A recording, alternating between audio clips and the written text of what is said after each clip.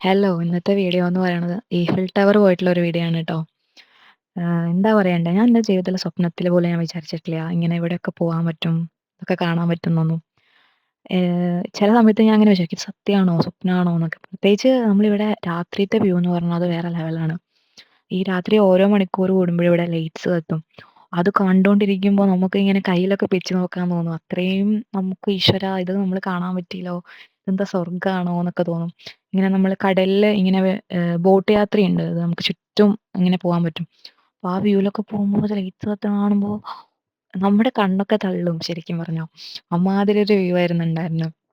പിന്നെ ഇവിടെ നല്ല നല്ല നല്ല റെസ്റ്റോറന്റ്സ് ഒക്കെ ഉണ്ട്. നമ്മുടെ നാട്ടിലെ ഫുഡൊക്കെ കിട്ടുന്ന നല്ല ഹോട്ടലുകളൊക്കെ ഉണ്ട്. അതൊക്കെ നന്നായിട്ടുണ്ടായിരുന്നു.